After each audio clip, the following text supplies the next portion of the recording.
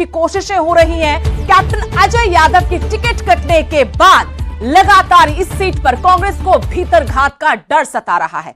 नाराज है कैप्टन अजय यादव क्योंकि राज बब्बर को पार्टी ने टिकट दिया है, प्रत्याशी बनाया है, लेकिन आज राज बब्बर कैप्टन अजय यादव से मुलाकात करेंगे। 12 बजे दोनों नेताओं की मीटिंग होगी। टिकट के प्रबल दावेदार कैप्टन अजय यादव थे, लेकिन पार्टी ने लंबे मंथन इंतजार के बाद नाम पर मुहर लगाई राज बब्बर के। बाहरी होने का टैग उन पर है, लेकिन यहां उससे ज्यादा बड़ी चुनौती इस बात की है कि उनके अपने नाराज हैं। कांग्रेस को गुरुग्राम सीट पर भीतर घात का डर सता रहा है। आज कैप्टन अजय यादव ने कार्यकर्ताओं की बैठक भी बुलाई है। बैठक में राज बब्बर भी शामिल होंगे। हालांकि कैप्टन अजय यादव के बेटे चिरंजीव राव पहले से कह चुके हैं कि वो पार्टी के फैसले के साथ है, कोई नाराजगी नहीं है। जरूर 5 साल तक मेहनत की थी इस उम्मीद के साथ कि टिकट मिलेगी, लेकिन टिकट अब नहीं दी गई है। आलाकमान का फैसला सर माथे पर है। पार्टी के साथ मजबूती के साथ खड़े रहेंगे। राज बब्बर आज उस थोड़ी बहुत जो नाराजगी है उसको भी दूर करने की जुगत में है। मुलाकात इसलिए रखी गई है दोनों नेताओं की कि उन दूरियों को खत्म किया जा सके, भीतर घात की जो आशंका है, जो डर है, उसको दूर किया जा सके। राज बब्बर पर दांव खेला है, सेलिब्रिटी चेहरा है। अब देखना होगा कि जन समर्थन उनको मिल पाता है या नहीं। मेरे सहयोगी गुरुग्राम से धर्मवीर शर्मा जुड़े हैं फोन लाइन से और जानकारी के साथ। धर्मवीर, गुरुग्राम सीट पर कांग्रेस में घमासान मचा हुआ है। जब से नाम का ऐलान किया है, राज बब्बर को चुनाव मैदान में उतारा है। आज कैप्टन अजय यादव की नाराजगी दूर करने की कोशिशें इस मीटिंग के जरिए देखी जा रही हैं। बैठक को लेकर क्या जानकारी है? बिल्कुल, देखिए 12 बजे जो है कैप्टन अजय सिंह यादव ने अपने ऑफिस पर अपने समर्थकों की एक मीटिंग बुलाई है और इस मीटिंग में ना सिर्फ कैप्टन अजय सिंह यादव मौजूद रहेंगे, बल्कि जो कांग्रेस के लोकसभा प्रत्याशी हैं गुरुग्राम से राज बब्बर, वो भी मौजूद रहेंगे और समर्थकों से बातचीत की जाएगी। कहीं ना कहीं कांग्रेस इस कोशिश में लगी है कि जो आपसी गुटबाजी जो सामने आ रही है उसको किसी तरह से खत्म किया जाए, ताकि जो कार्यकर्ता है वो एक जगह नजर आए और उसका फायदा प्रत्याशी को मिल सके। क्योंकि अब तक जब से राज बब्बर का नाम का ऐलान हुआ है उसके बाद से लगातार गुरुग्राम में गुटबाजी देखने को मिली है, भित्रघात का खतरा बना हुआ है। तो ऐसे में देखना होगा कि आज सिर्फ हाथ मिलेंगे या दिल भी मिलेंगे दोनों नेताओं के, ये एक बड़ी बात होगी। बिल्कुल, शुक्रिया धर्मवीर जानकारी के लिए। तो सवाल ये कि आज मुलाकात तो हो जाएगी, लेकिन क्या नाराजगी दूर हो पाएगी? हाथ मिला लेंगे, लेकिन क्या दिल और मन मिल पाएंगे?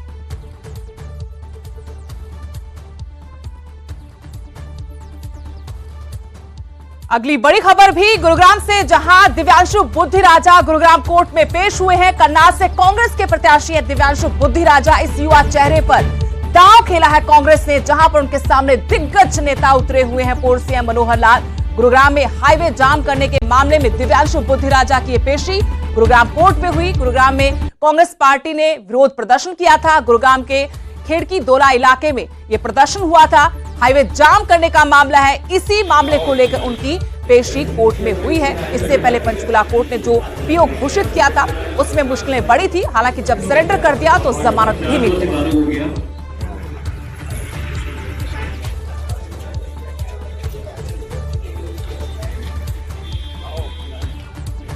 कुरुक्षेत्र के चुनावी रण से जुड़ी बड़ी खबर आपको बता दें। किसान नेता गुरनाम सिंह चढ़ूनी ने बड़ा ऐलान कल कर दिया था। हुड्डा को लेकर का भी बड़ा बयान दिया था और कहा कि हुड्डा को सभी पदों से मुक्त कर देना चाहिए। कांग्रेस पार्टी को सबसे पहले हुड्डा से किनारा कर लेना चाहिए।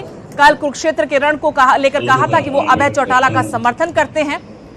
अभय चौटाला ने उनको जिस तरीके से किसानों का साथ दिया था, अब कर्ज उतारने का वक्त आ गया है। अभय सिंह चौटाला के समर्थन का ऐलान कल किसान नेता गुरनाम सिंह चढ़ूनी ने किया था। साथ ही भूपेंद्र सिंह हुड्डा पर बीजेपी की मदद करने का आरोप भी लगाया था।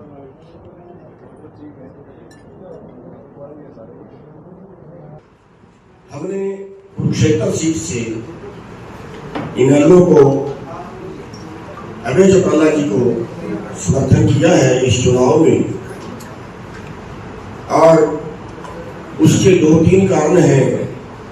नंबर 1, चौटाला साहब ने किसान आंदोलन के दौरान किसानों के दर्द को समझा और उस आंदोलन में अपनी आहुति डालने के लिए अपने पद से इस्तीफा दिया, एमएलए से रिजाइन किया।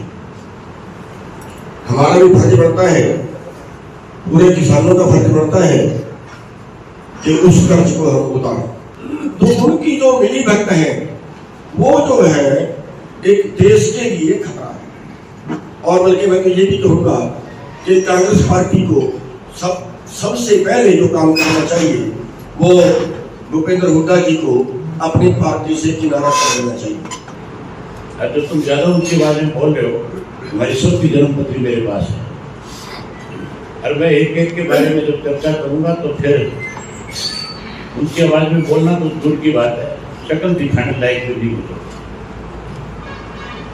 और आखिर जब वो मेरी उनकी बातों पे हंसने लगे तो मैंने ये बात कह करके वॉकआउट किया था कि तो तुम दांत फाड़ रहे हो। जब तुम इस ऑर्डिनेंस को लेकर के लोगों के बीच में जाओगे, चर्चा होगी इस पे, जब लोगों के बीच में जाओगे तो लोग तुम्हारे मुंह खड़े करेंगे, जो तुम्हें भाड़ा पहनाएंगे और तुम्हें गांव में घुसने भी नहीं देंगे। तो अभय सिंह चौटाला को समर्थन दिया है गुरनाम सिंह चढ़ूनी ने। अगली खबर का रुख करेंगे चरखी दादरी से। यह बड़ी खबर है जहां भ्रष्टाचार के मामले की जांच के सवाल पर पूर्व उप मुख्यमंत्री दुष्यंत चौटाला भड़क गए। जांच के लिए कहा कि पहले भी तैयार था और आज भी तैयार हूं। उन्होंने भूपेंद्र सिंह हुड्डा पर भी जुबानी हमला किया। कहा कि पुत्र मोह में भूपेंद्र सिंह हुड्डा ने दूसरे नेताओं को हाशिए पर धकेल दिया। वो सिर्फ अपना स्वार्थ पूरा करने में लगे हैं। अपनी पार्टी के बागी विधायकों को लेकर जब उनसे सवाल पूछा गया तो दुष्यंत चौटाला बोले कि अगर किसी विधायक ने पार्टी में रहते हुए बिना इस्तीफा दिए दूसरी पार्टी के प्रत्याशी का प्रचार किया तो वो जरूर विधानसभा अध्यक्ष के जरिए उन पर कार्रवाई करवाएं। तो चुनावी मौसम है, हमारे पास भी दूसरे दलों से लोग आ रहे हैं, हमारे दल से भी लोग दूसरे दलों में आ रहे हैं। तो निरंतर प्रक्रिया है और चुनावों के दौरान ये प्रक्रिया और तेज हो जाती है। जहां बात नए साथियों के आने हैं, मैं मानता हूं लोकसभा और लोकसभा के बाद आप देखो किस तरीके से नए साथियों के हजूम जननायक जनता पार्टी, अरे करा लो भाई, किसने मना किया। मैं तो जब सरकार में था तब भी विपक्ष एक ही बात कहती थी, आज भी एक ही बात कहती है और कभी भी मैंने ये मना नहीं की। तथ्यों के साथ जवाब दिए हैं और आज भी कोई कराना चाहता है तो करा। वहीं सिरसा के चुनावी रण में दिग्गजों में जुबानी वार हो रहे हैं, वार पलटवार हो रहे हैं। बीजेपी और कांग्रेस के नेताओं में आरोप प्रत्यारोप यहां पर काफी तेज हो गया है।